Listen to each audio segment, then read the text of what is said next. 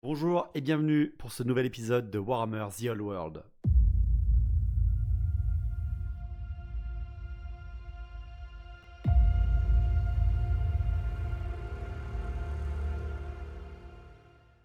On se retrouve aujourd'hui pour une nouvelle bataille scénarisée, la bataille que j'ai appelée des cris et du sang.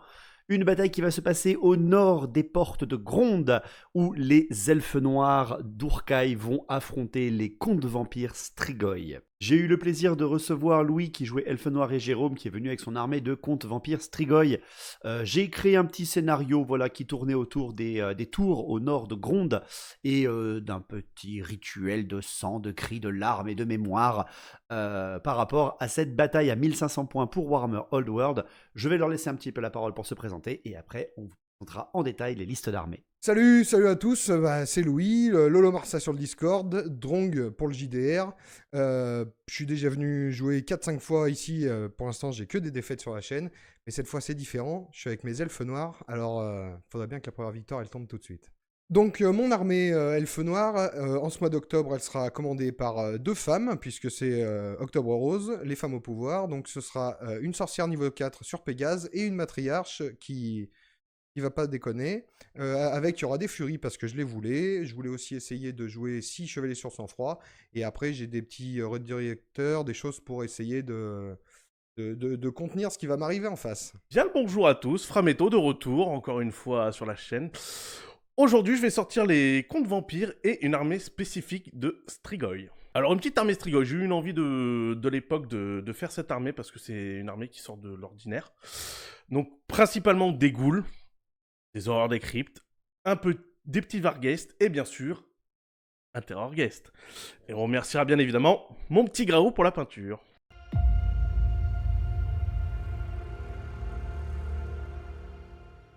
Donc pour rentrer un peu plus dans les détails, l'armée de Louis est bien commandée, comme il l'a dit, par une sorcière suprême de niveau 4, montée sur un Pégase noir avec un talisman de protection et avec la magie du démonisme, où elle a eu le primaire, les ténèbres oppressantes, le réceptacle démoniaque et la vigueur démoniaque. Elle est secondée par une matriarche à pied avec ses deux armes de base, la rune de Cain qui lui donne D3 plus attaque à chaque nouveau combat, et un pendentif de Kelet qui fait qu'elle est invulnérable de 5 quand on la frappe à force 4, ou invulnérable de 4 si on la frappe à force 5 ou plus, ce qui fait qu'elle est quand même vachement costaude pour une petite fille presque à poil. Elles sont accompagnées, ces mesdames, de 14 arbalétriers elfes noirs vétérans avec l'étendard et le musicien. Il y a 20 furies avec l'étendard, musicien et chef état-major complet donc qui accompagnent ceux-ci. 5 cavaliers noirs, lance de cavalerie, arbalète à répétition, tir et fuite, éclaireur et également tout ce qui est d'attirail de chef, musicien et étendard. Il y a 6 chevaliers sur sang-froid, full équipés, armure de plate complète, bouclier, chevalier de l'effroi, étendard, musicien. Un char à sang-froid, 5 ombres vétérans et armes lourdes pour le plaisir, et un duo de balistes faucheuses. Du côté de Frametto, de Jérôme, le roi Ghoul Strigoi qui dirige cette armée est un sorcier de niveau 2 qui est bien le général monté sur un Terrorgeist. Il possède la couronne des damnés, ce qui fait qu'il a une invulnérable de 4+, mais il est stupide, une épée de puissance, et il a bien évidemment la nécromancie, il a eu le sensus spirituel et la danse macabre de Vanel, pour notre plus grand plaisir à tous. Il est accompagné également d'un vampire, alors c'était une figurine de roi Ghoul, mais il compte comme vampire grande bannière, pour coller bien sûr à l'ambiance Strigoi de son armée. Il lui a compté le sombre acolyte, ce qui fait qu'il est le seul sorcier à avoir le Néec dans son armée, enfin il est le seul vampire à avoir le Néec. Il possède une armure maudite ainsi qu'un bouclier, ce qui fait qu'il a une armure de 4+, qui monte à 3 avec le bouclier et surtout qui lui donne -1 de CC mais +1 d'endurance. Il a la même épée de puissance que le général, donc il monte à une grosse force et une PA -1 constante. Donc ça fait quand même quelqu'un qui fait du dégât et qui tank très très bien. Avec tout ceci en base, l'intégralité de l'armée de Frametto est basée sur des ghouls, donc 20 ghouls qui seront déployés en ordre dispersé avec une chef ghoul au milieu, et 2 fois 12 ghouls qui seront, elles, en tirailleurs. Il y a également 6 horreurs des cryptes avec également un chef de régiment dans cette unité, et 3 Vargeist avec un Vargoyle, donc un vampire, enfin un Vargeist supérieur. Tout ceci pour 1500 points à chacun.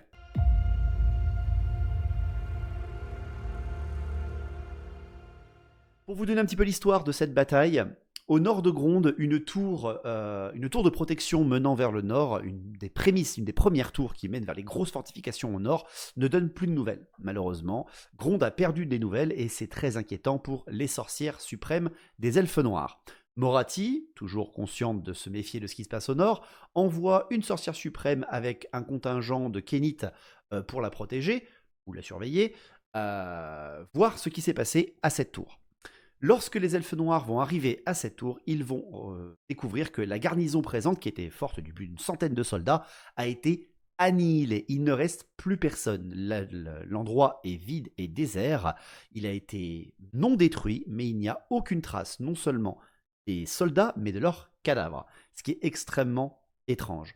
Mais ce qui est encore plus étrange, c'est que les constructions d'Urkai qui étaient présentes, les constructions elfes noirs qui étaient présentes, pour certaines sont désormais animées d'une espèce de magie de sang qui les fait soit léviter, soit barboter dans du sang non coagulé qui flotte et qui coule partout dans les vestiges. De leur côté, les ghouls, attirés par une espèce d'aura de massacre, attirés également bien évidemment par cette odeur de sang qui coule sans arrêt, se dirigent vers cet endroit et vont tomber nez à nez avec l'armée de Gronde. Voici un petit peu quel est le background de l'histoire. Mais qu'est-ce que c'est que le scénario pur et dur? C'est un scénario caché. Les joueurs n'étaient pas totalement au courant de ce qui allait se passer. Moi, j'étais en tant que maître du jeu présent sur table, mais je ne jouais avec personne. J'étais en MJ. Comme vous le voyez sur la table, vous avez la tour, les ruines antiques nordiques, et vous avez après 2 obélisques elfes noirs et 3 décors elfes noirs ensanglantés. Ces 7 décors vont avoir une importance dans la partie. Chaque régiment ou personnage qui se trouve à 3 pas de n'importe lequel de ces décors lors de sa sous-phase de début de tour pourra faire un test de commandement. S'il le réussit, il obtiendra une récompense spécifique car son esprit va se connecter aux vestiges, aux cris enfermés, vu que nous sommes proches du nord, dans l'aura de ces bâtiments et va en apprendre un peu plus sur ce qui s'est passé et va peut-être même pouvoir être récompensé par un pouvoir du sang. Kane, ou peut-être autre chose, est dans la place. C'est très simple. Si un de vos régiments réussit ce test de commandement sans utiliser de commandement de personnage aux alentours, le régiment obtiendra un bonus pour le reste de la partie. Oui, je sais, c'est très fort. Si jamais c'est un personnage qui réussit ce test de commandement à portée d'un de ces bâtiments, pareil, il aura des bonus pour le reste de la partie. Cependant, si jamais il échoue ce test, que ce soit le régiment ou le personnage, ils subiront, l'un ou l'autre, que ce soit le régiment ou le personnage, 1 des 6 blessures sans sauvegarde d'armure. Voilà, direct, cash. C'est extrêmement punitif. Vous allez me dire, mais attends, jamais ils vont avoir à fouiller. Sauf que le scénario pousse les joueurs à fouiller. Il faut fouiller le plus possible de bâtiments, de décors, quoi qu'il en soit. Les décors ne peuvent être fouillés qu'une seule fois par armée, mais il faut le plus possible les faire. Attention, il faut les réussir. Si on les échoue, ça va faire baisser le score de fouille. Précision par rapport aux bâtiments. Les décors qui sont ensanglantés, le décor central et les 2 décors ensanglantés d'Urkai, apporteront un jet bénéfique beaucoup plus puissant pour les Strigoi, tandis que les 3 autres décors elfes noirs, la tour et les obélisques, eux apporteront plus de puissance s'ils réussissent leur test aux joueurs elfes noirs. Si jamais l'un ou l'autre fouille les ruines nordiques antiques, cela n'apportera qu'un bonus moindre. Voilà un petit peu pour ce qui est de la précision. Le scénario, c'est fouiller le plus de décors, obtenir le plus de récompenses possible, échouer le moins possible, et bien évidemment, maraver l'adversaire. Autrement dit, il y a 2 façons de gagner un petit peu. Soit on marque le plus de points possible, soit on fouille. Ce principe de double gain possible m'a été inspiré bien évidemment par le rassemblement de Orléans qu'on a fait avec les Tisseurs de Chimères. Je les remercie encore pour m'avoir inspiré sur leur travail excellent de narratif. Ce qui fait que vous avez 2 façons de gagner cette bataille. C'est encore mieux donc quand on est à 2 joueurs et quand on est entre potes. Voilà pour le scénario, voilà pour la liste d'armées. Et ben, allons-y pour le déploiement et la bataille.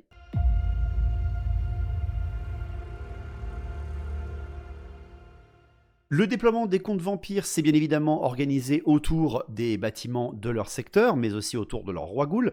Le roi ghoul s'est déployé avec ses Eurodécryptes légèrement sur le flanc droit, avec les Vargeist à l'extrémité droite du régiment, de l'armée, tandis que les grandes bandes de ghouls, y compris la Grande Bannière, elles se sont plutôt déployées légèrement sur le flanc gauche. Tandis que les elfes noirs, pour leur côté, se sont mis un peu plus sur la droite, presque un flanc refusé, on pourrait oser, avec les arbalétriers et les chevaliers sang-froid sur le côté droit de l'armée elfe noire, le centre de l'armée étant basé avec les furies, la matriarche, la magicienne et les 2 balistes flanquant les furies, tandis que le char, lui, s'est mis à l'opposé de la forêt, non loin justement d'un décor ensanglanté d'Urkai, et les éclaireurs de l'armée se sont déployés légèrement en avance pour attirer les contes vampires dans leur piège, les ombres et les cavaliers noirs se mettant presque à portée des cris ou du danger des contes vampires. Le premier tour a été remporté par les contes vampires. C'est parti.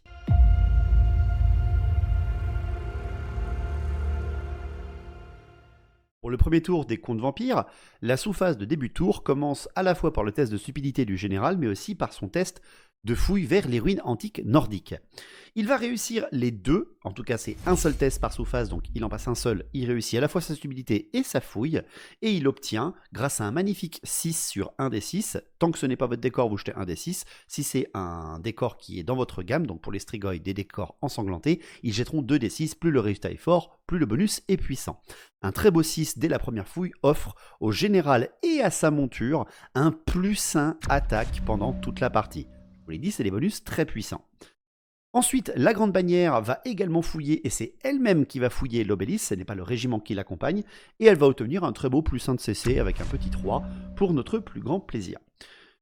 Pendant la sous-phase de conjuration, la magie de la nécromancie va frapper les ombres. Un -2 de commandement va être tenté sur les ombres avec le général et va être réussi sans que la sorcière suprême des elfes noirs ne soit apportée pour dissiper, ce qui va rendre très difficile la dissipation et même impossible pour Louis. Ensuite, la danse macabre de Vanal sera tentée sur le général et son terrorgeist, mais celle-ci sera loupée au lancement. La phase de mouvement du tour 1 des contes vampires, l'avancée est générale. N'oublions pas que les contes vampires ne peuvent pas faire de marche forcée sauf s'ils ont la règle vol, ce qui fait que les Vargeist et le Terrorgeist s'approchent sans marche forcée ni l'un ni l'autre, pour certainement pouvoir crier pour le Terrorgeist et mieux se placer pour les Vargeist, tandis que les ghouls, elles, avancent au maximum qu'elles le peuvent avec leur mouvement de 5. Pour ce qui est de la phase de tir, le Terrorgeist prend pour cible avec son cri funèbre les ombres avec un -2 de commandement, ce qui feront tester les ombres à -4 de commandement avec le malus du Terrorgeist. Cependant, les ombres ont la règle esquiveur. Ils sont pris pour cible par une arme dans la phase de tir. Eh bien, ils utilisent leur règle esquiveur, ils se replient en bon ordre et vont rentrer dans les bois derrière, mais vont passer hors de portée du cri du Terrorgeist, ce qui fait qu'ils survivent à cette attaque dès le tour 1. Ils ne vont avoir aucun mort en passant à l'intérieur des bois grâce à leur mouvement à couvert. Enfin, c'est la fin de la phase de tir déjà des contes vampires, et oui, ça va très vite. Et utilisant leur règle de mouvement de réserve, les ghouls réavancent une seconde fois avec leur règle tirailleur, ainsi que les ghouls accompagnés du vampire GB, vu qu'elles sont majoritairement en mouvement de réserve, elles ont le droit de le faire, et se rapprochent encore plus des elfes noirs dès le tour 1. Elles ont quasiment toutes fait 10 pas d'avancée, ce qui est très surprenant quand on joue contre vampire. Pour le tour 1 des elfes noirs, pareil, on commence avec la sous-phase de début de tour et la fouille de chaque régiment à portée d'un décor. Les chevaliers de sang-froid qui sont le plus proches de l'obélisque à leur gauche vont fouiller et vont réussir leur fouille avec un très beau test et donc leur stupidité et vont obtenir un beau +1 de mouvement pour toute la partie, tandis que le char à proximité du décor ensanglanté d'Urkai dans les bois va lui obtenir un +1 d'initiative avec un petit jet pour l'instant. Pour ce qui est des mouvements, les arbalétriers vont bien sûr avancer le mieux qu'ils peuvent pour pouvoir quand même tirer et se rapprocher de la tour d'Urkai sur leur droite. Pour ce qui est des chevaliers de sang-froid, ils vont s'approcher légèrement et menacer surtout le gros pack de ghouls ainsi que la grande bannière. Les furies ne vont quasiment pas bouger à part faire quelques pas vers l'avant et être flanqués de la magicienne, tandis que les cavaliers noirs, eux, vont venir se placer vers les ghouls. Les ombres vont se rallier et vont pouvoir légèrement se redéplacer pour pouvoir attirer dans un piège le Terrorgeist ou les Vargeist et le char qui se trouve derrière eux. Précision que les ombres n'ont pas la règle escorteur de char pour cette partie. Pour la phase de tir des elfes noirs, Louis a beaucoup de tirs, il en espère beaucoup et il faut tout de suite mettre le point sur les i. Vous avez les arbalétriers qui vont balancer leurs très nombreux tirs sur les ghouls qui sont en train d'escalader la colline face à eux. Malheureusement, ils ne vont absolument rien faire, il y a trop de malus pour toucher et très peu de 6 sont réalisés. Les deux balistes vont prendre pour cible le général contre vampire et vont enlever 2 PV, l'une va louper, l'autre va réussir, c'est toujours ça d'agréable. La générale va balancer son blast du démonisme également sur le général, elle ne va rien faire, il ne fait que 7 attaques force 4 sur de l'endurance énorme avec l'armure, l'invulnérable, etc. Ça ne suffira pas. Et ensuite, cavalier noir, ombre et char à sang-froid vont tirer sur le général et ne vont rien faire. Une première phase de tir et un premier tour très en dents de scie pour les elfes noirs qui perdent déjà une ombre à cause d'un terrain dangereux et qui derrière manquent pas mal de tirs. Bon, c'est pas brillant, hein, mais au moins on sait que c'est possible de lui enlever des PV.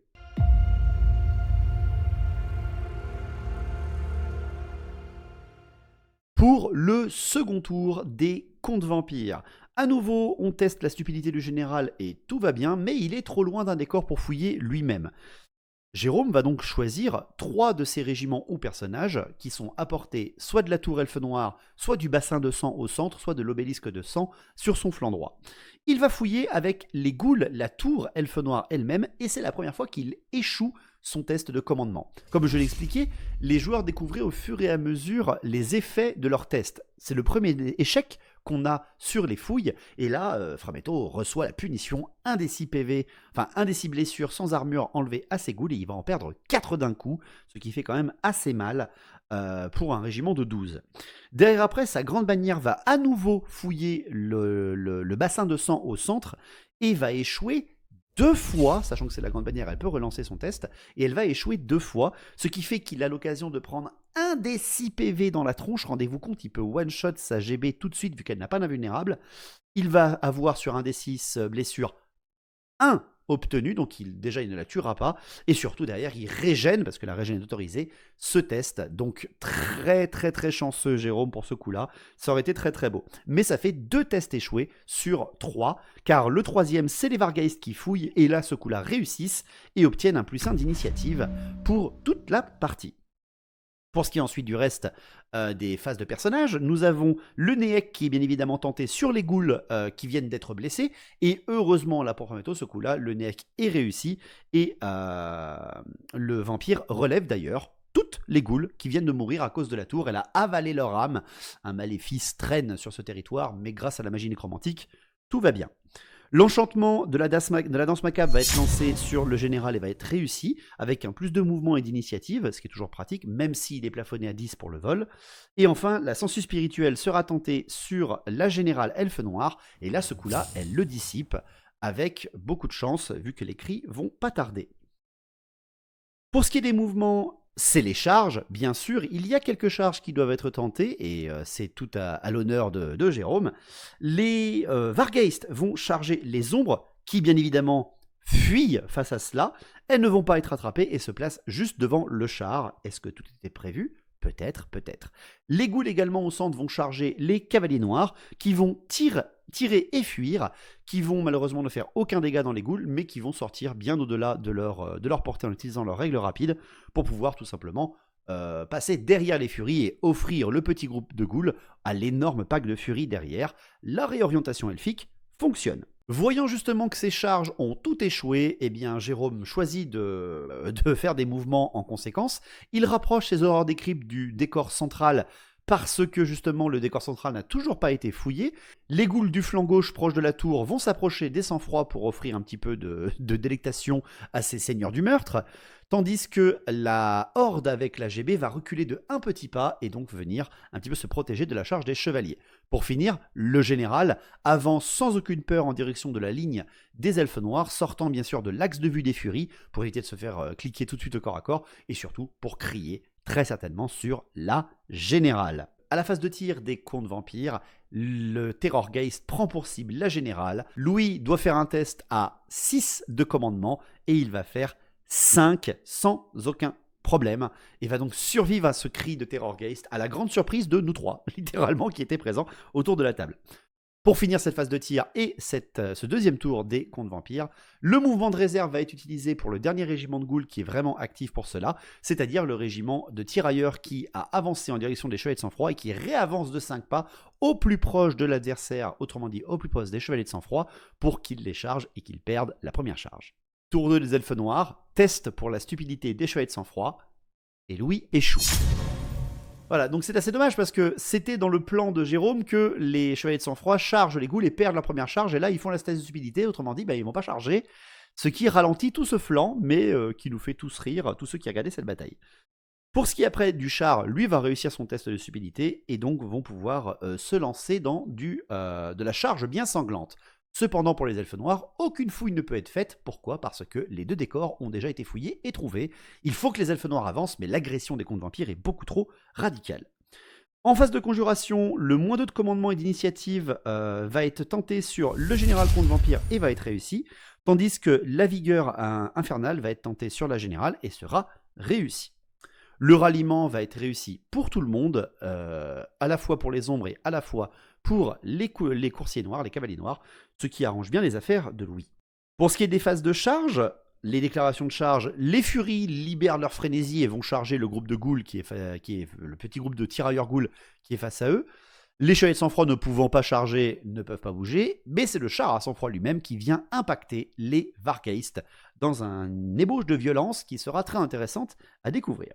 Pour ce qui est des derniers mouvements, les ombres restent dans les bois sans trop faire de tests de terrain dangereux, tandis que les cavaliers noirs, eux, se reforment et que les arbalétriers posent un tout petit pied sur le bas de la colline pour venir certainement se placer au tour 3, au niveau de la tour, et la fouiller au niveau du tour 4. Pour finir cette phase de mouvement, la générale, voyant un Terrorgeist lui arriver droit sur le pif, va bien évidemment sortir de l'axe de vue et passer derrière grâce à sa règle de vol en ayant réussi son test de commandement, et va tout simplement se placer sans trop de danger derrière le général, mais se rapprochant un petit peu du combat Vargeist-char.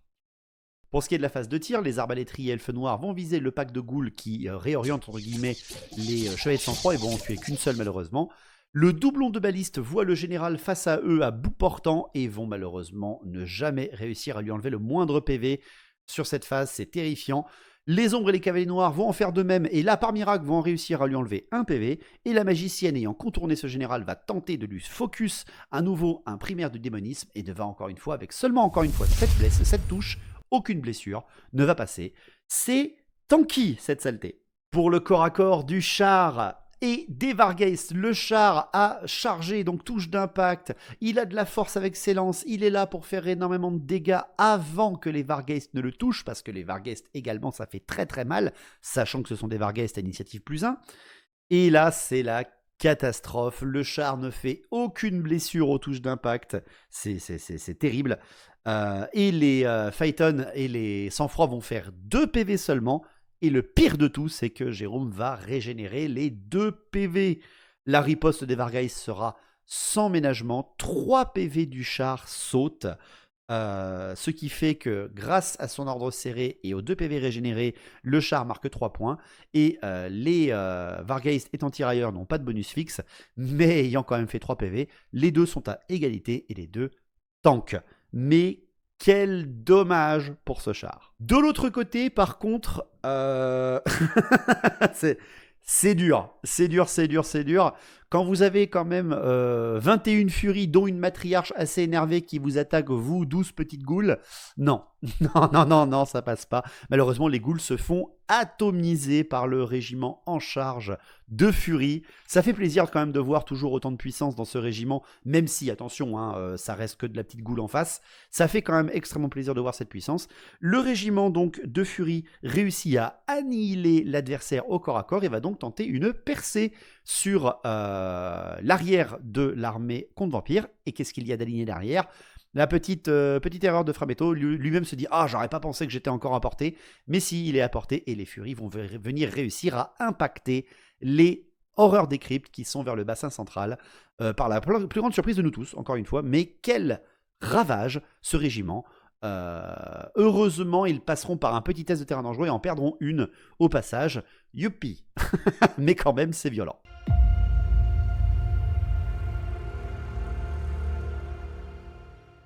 Nous démarrons le tour 3 des contes vampires. Le général peut fouiller un nouveau décor, l'obélisque dans les bois, à proximité de sa position. Il va échouer son test de commandement. Pourquoi ? Parce qu'il subit le -2 de commandement lancé par la magicienne juste derrière. Très très très malin pour Louis. Il va donc échouer son test, subir 2 blessures directement dans la tronche, mais bien évidemment seront entièrement tankées par le nombre d'invulnérables ou de régènes dont il dispose. Ce qui fait qu'également, vu qu'il a loupé son test, il est également stupide. Et donc pas de charge pour ce tour avec le général contre vampire. Chacun son tour, comme dirait Louis. Bon, ça t'en pas à mieux, hein.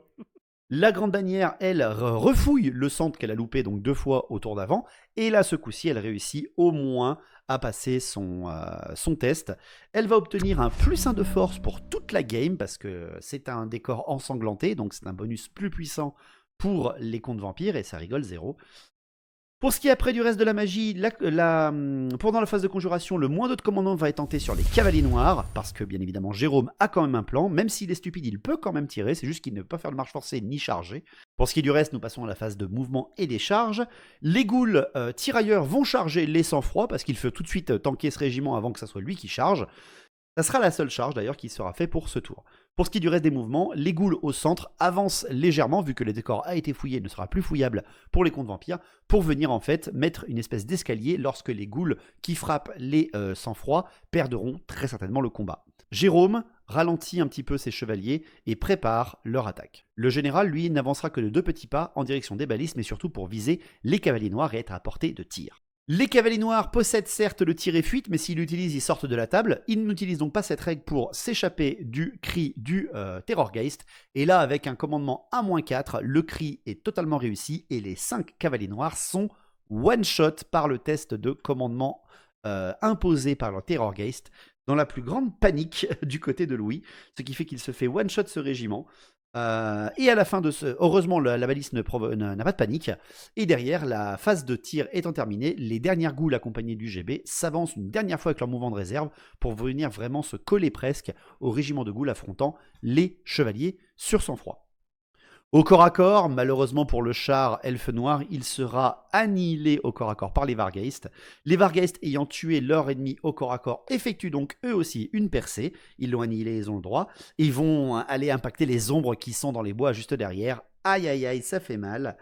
Pour ce qui est après du combat des chevaliers de sang-froid, des chevaliers sang-froid contre les ghouls, il y aura 6 ghouls qui vont être détruites au corps à corps par les attaques meurtrières des chevaliers et de leurs montures, tandis qu'elles ne feront bien sûr rien aux 2+ d'armure de ces chevaliers, et elles vont exploser à l'instabilité assez rapidement, offrant une reformation gratuite pour les chevaliers sang-froid et surtout une prochaine charge sur le gros pack de ghouls. Enfin, c'est le face-à-face Horreur des Cryptes et Furie Elfe Noir, un combat qui se prévoit dantesque, mais qui est en fait un carnage, littéralement. C'est terrifiant, hein, vraiment, les Horreurs des Cryptes perdent 6 PV, en fait, véritablement, ont 9 dégâts dans la tronche, mais en régènent 3. Elles ont quand même 2 hordes des cryptes qui sautent, et elles ne vont rien faire à la touche derrière. Le chef de régiment ne va rien faire à la touche sur les furies, c'est catastrophique. Ce qui fait qu'avec -9 au commandement, plus tous les bonus fixes, enfin, -9 de résultat de combat, plus tous les bonus fixes apportés par les furies, les hordes des cryptes explose au résultat de combat dans une surprise totale de la table, offrant là aussi une reformation pour les furies. Ouïouïouï, ça fait mal, ça fait très très très très mal. Tour 3 des elfes noirs, après quand même avoir annihilé 2 régiments contre vampires, mais aussi en ayant perdu 2 juste avant, le tour 3 des elfes noirs commence. La matriarche, qui est donc maintenant à portée du décor central, peut fouiller ce décor et va réussir son test de commandement et va obtenir un +1 d'initiative vu qu'il aura fait un 1, c'est dommage. Derrière après, une conjuration va être tentée, la vigueur démoniaque sur les ombres pour leur passer avec plus d'endurance et va être réussie sans que le général contre vampire ne puisse faire quoi que ce soit pour la dissiper. La magie niveau 4 est beaucoup trop puissante. Et des ténèbres oppressantes vont être tentées sur le général et vont être réussies à nouveau, conservant son malus au commandement. Pour ce qui est des mouvements, les charges bien sûr des chevaliers de sang-froid sur les ghouls seront réussies sans aucun problème. Cependant, la charge des furies sur le général contre vampire, elle sera échouée, et donc les furies vont simplement avancer de quelques pas après avoir manqué leur charge. Pour finir la phase de mouvement, la générale va s'approcher de l'obélisque ensanglanté à l'extrémité du flanc gauche des elfes noirs, déjà s'écartant du corps à corps avec les Vargeist, mais surtout allant pour le tour 4 viser une autre fouille, tandis que les arbalétriers elfes noirs, eux, également se dirigent vers la tour avec tous leurs mouvements et leurs reformations autorisées pour pouvoir se mettre à position et fouiller au tour 4. Louis a réussi à percer légèrement les flancs, il va se reformer et préparer tout ça. Pour ce qui est de la phase de tir, les 2 balistes voient à nouveau le général, ça va être certainement leur dernière chance. Et malheureusement, elles échouent lamentablement à pouvoir lui enlever le moindre PV. C'est terrifiant, hein, c'est vraiment dommage quand c'est comme ça. Et derrière, la magie de la générale, le blast sera tenté à nouveau sur le général. Et Jérôme, se disant qu'il n'a rien à perdre, va tenter de dissiper. Et il fait un fiasco à la dissipation. Cependant, il fait un fiasco 9. Ce qui fait qu'il dissipe ce sort, mais qu'il ne peut plus dissiper de sort pour le reste du tour. Et il n'y a plus d'autres sorts elfes noirs. C'est donc parfaitement calculé du point de vue des contes vampires. Nous aimons ce genre de game. Pour ce qui est des corps à corps, bon, les Vargheists contre les ombres, il n'y a pas vraiment de pitié envers ce pauvre corps à corps. Les ombres seront annihilées, bien évidemment. Pour ce qui est ensuite de l'autre corps à corps qui se passe, c'est-à-dire les ghouls avec leur grande bannière contre les 6 chevaliers de sang-froid, un défi va être demandé par le général contre vampire, enfin par le grande bannière contre vampire, qui sera relevé courageusement par le chef des sang-froid, des chevaliers de sang-froid. Et le défi va être assez impressionnant car le vampire ne va même pas réussir à blesser son adversaire. Alors il va le blesser, mais il ne va pas réussir à lui enlever l'armure vu qu'il n'a au final qu'un -1 de PA, vu qu'il n'a qu'une épée de puissance, il n'a pas d'arme lourde. Ce qui fait que le chevalier a l'occasion de le frapper avec sa charge, pour ce qui est du grande bannière des vampires, et va réussir à lui enlever un PV. Donc à la surprise générale, la GB contre vampire perd le combat. Derrière après, les chevaliers bien évidemment n'auront aucun dégât face aux ghouls et vont réussir à atomiser seulement 3 ghouls au corps à corps avec leurs attaques ainsi que leur monture. Ce qui fait qu'à l'instabilité, les ghouls en perdent 4 de plus bien après le bonus de la grande bannière des contes vampires et vont reculer de 2 pas le corps à corps qui va être suivi par les chevaliers de sang-froid. C'est la fin du tour 3 des elfes noirs et le combat n'est pas encore entièrement donné partout. Il y a eu beaucoup de pertes, mais il y a encore un gros pépère au centre de la table.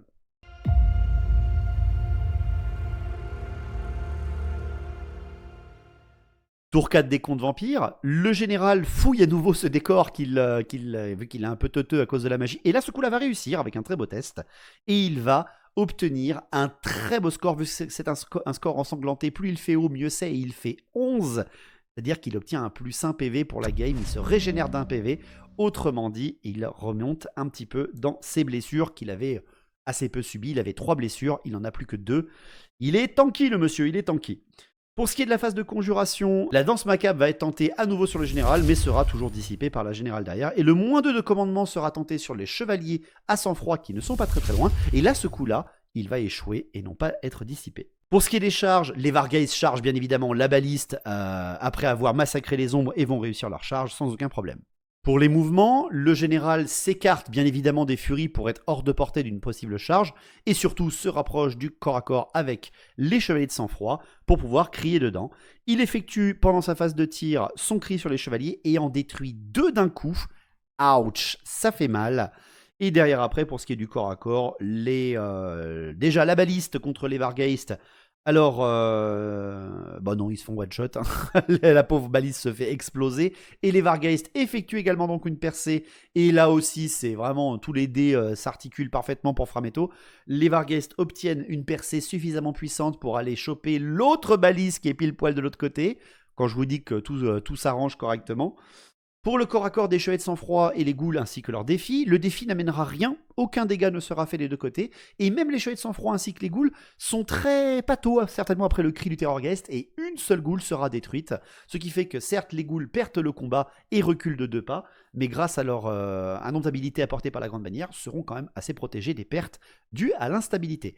Cependant, les chevaliers de sang-froid, eux, réfrènent leur suivi pour pouvoir recharger derrière. Tour 4 des elfes noirs, la générale fouille le décor et réussit, et va obtenir un beau +1 attaque pour elle et son Pégase. Ça peut toujours être utile quand on a la magie du démonisme.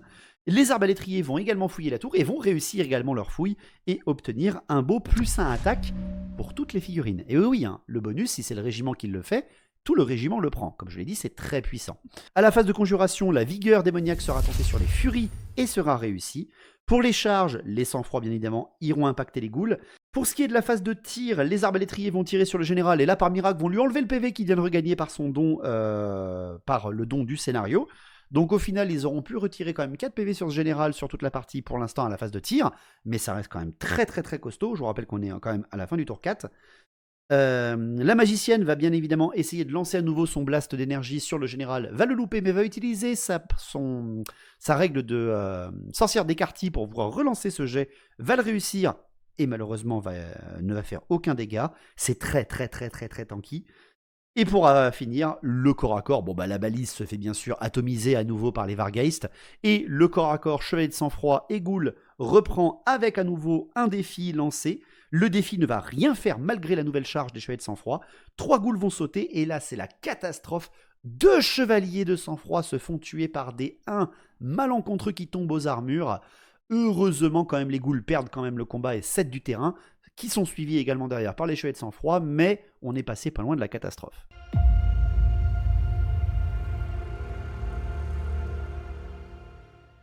Le tour 5 des contes vampires, les Vargeist ont traversé tous leurs flancs et sont désormais à portée d'un autre décor et font leur test pour pouvoir eux aussi obtenir un deuxième bonus. Malheureusement, ils vont l'échouer à nouveau et les dégâts vont faire qu'un seul d'entre eux va mourir définitivement. Enfin, définitivement, c'est des morts vivants. Il n'y aura pas d'autres tests de commandement pour le décor parce que plus rien n'est éligible pour les contes vampires. Derrière, on passe à la phase de conjuration. Le moins 2 de commandement va être tenté sur les chevaliers, il sera dissipé par la magicienne, et la danse macabre sera également tentée sur les ghouls qui affrontent les sang-froid, et sera également dissipée. La magie elfe noire est présente. La charge des Vargeist va être tentée sur le flanc des chevaliers de sang-froid, et un magnifique double 1 va être fait à la charge. C'est catastrophique.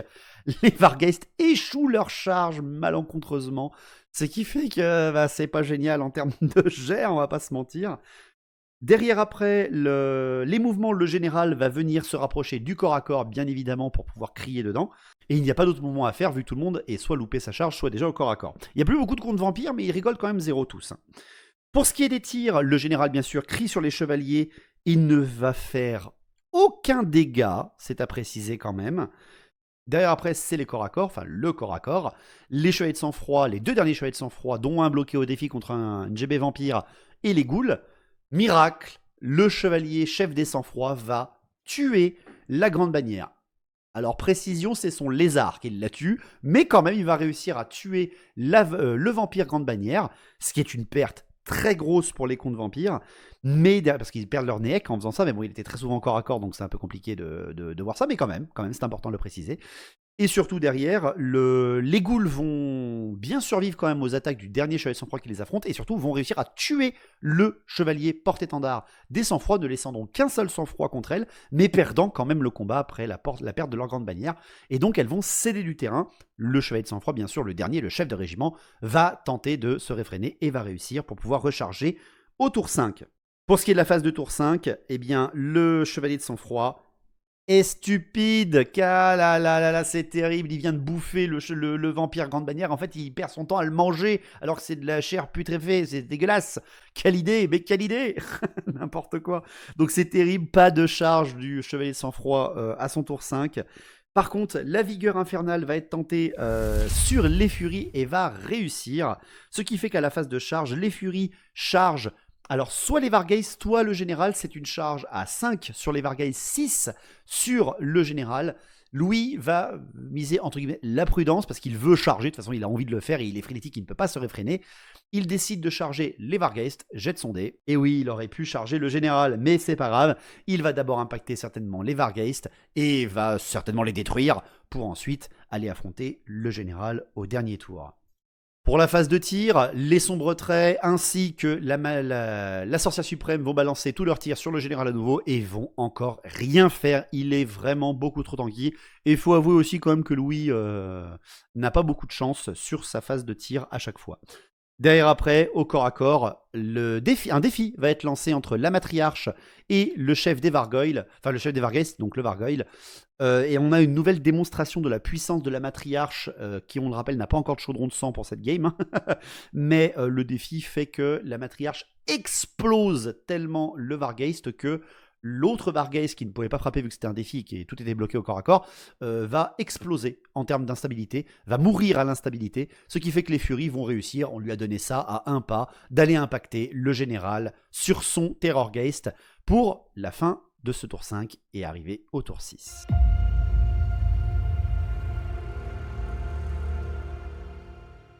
Pour la phase 6 des contes vampires, dernier tour, il n'y a plus rien à fouiller, il n'y a plus rien à tester, pas de conjuration possible à cause du général pris dans le corps à corps. En tout cas, il va la tenter, mais il sera dissipé ou loupé à chaque fois. Au mouvement, les ghouls rechargent le chevalier de sang-froid, elles n'ont peur de rien, elles veulent y aller, elles veulent le tuer, elles veulent le dévorer. Il est tout seul, elles sont encore 8, elles ont peut-être une chance. Pour les tirs, le Terrorgeist va crier dans les furies qui sont dans son corps à corps et ne va rien faire du tout. Le test de commandement est largement réussi pour les furies, c'est terrifiant. Et au corps à corps, le chevalier subit 4 blessures. Et voici les jets de dés de sa sauvegarde à 2+.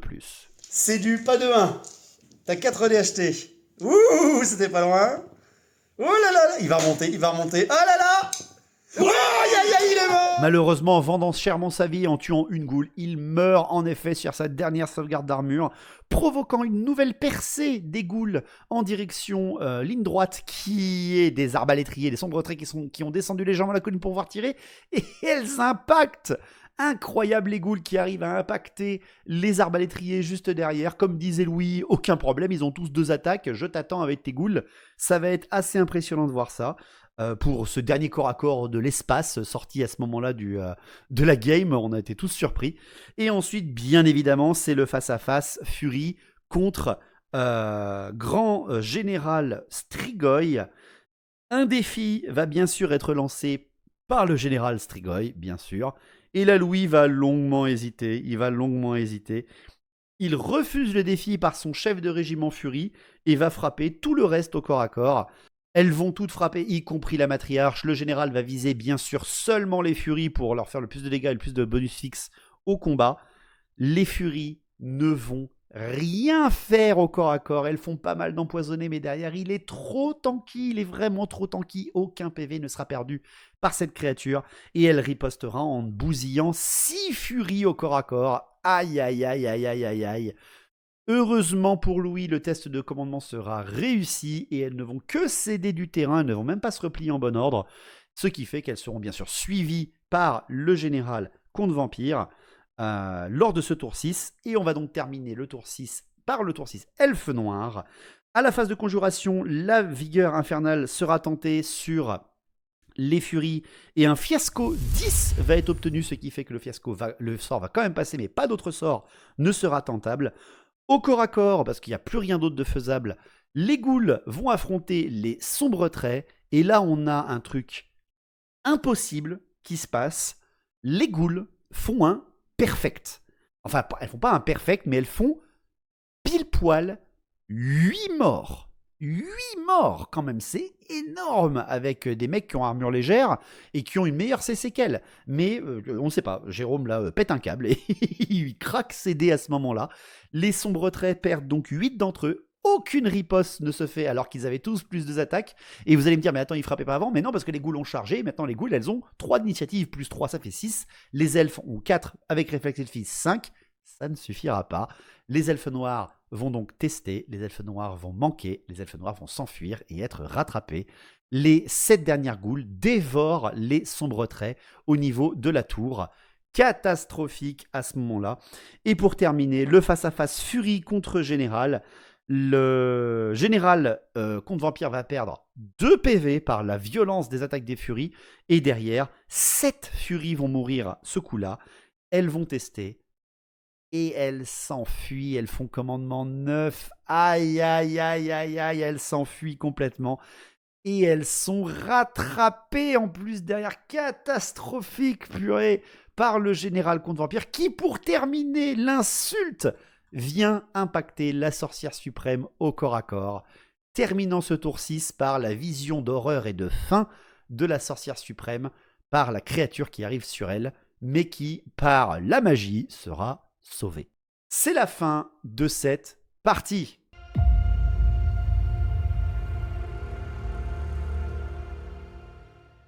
Donc quel est le résultat un petit peu de la bataille? La bataille est presque sans appel. Il ne reste sur la table pour les elfes noirs que la sorcière qui est prise au corps à corps mais full PV.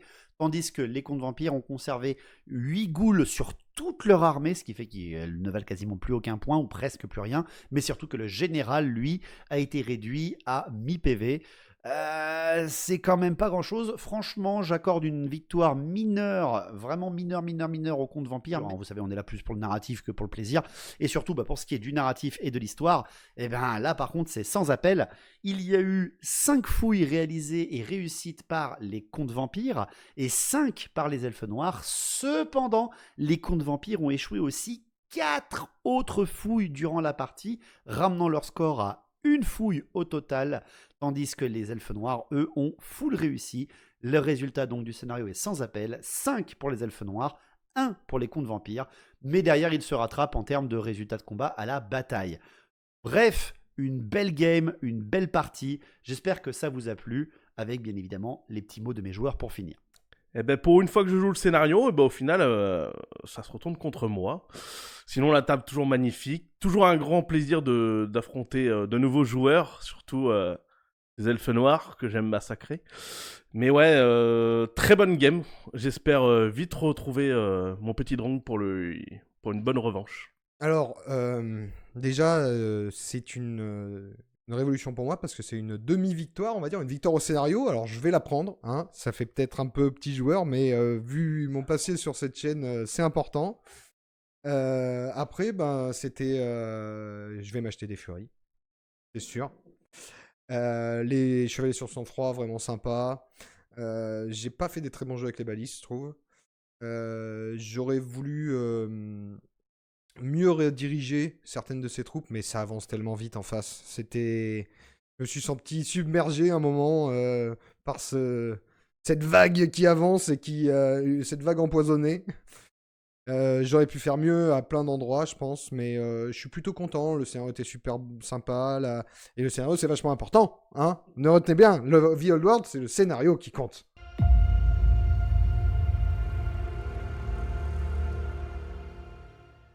Et voilà, j'espère que cette vidéo vous a plu. Bien évidemment, je vous invite à vous abonner sur cette chaîne pour soutenir un petit peu l'évolution de ce contenu. N'hésitez pas aussi, surtout, à la liker, la partager et la commenter. C'est très très très important pour l'algorithme de YouTube et même pour moi, pour savoir que ça vous plaît. Bien sûr, allez jeter un coup d'œil chez nos partenaires avec Forge 3D et Forge de Fenrir pour les impressions ou Rebel Forge pour les figurines officielles. N'hésitez pas, vous avez les codes promo en lien dans la description.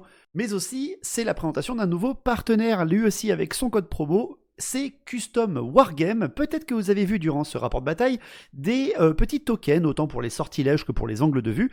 Eh bien, c'est sa réalisation. Il a fait pour moi ces petits tokens disponibles maintenant sur sa boutique avec le code promo. N'hésitez surtout pas aussi à aller voir. Vous avez le QR code qui apparaît à l'écran en ce moment même. Et vous pourrez y trouver des angles de vue pour les régiments, quelques barrettes de distance jusqu'à 12 pas, mais aussi et surtout les tokens des sortilèges qui durent tout un tour, des 8 vents de magie disponibles dans Warhammer The Old World. Bref, j'espère que ce rapport de bataille vous a plu. N'hésitez pas à me rejoindre sur Twitch pour avoir toujours plus de news et sur Instagram si vous voulez avoir des photos en avance des rapports de bataille et des figurines. On se revoit bientôt, portez-vous bien et soyez sages. Ciao!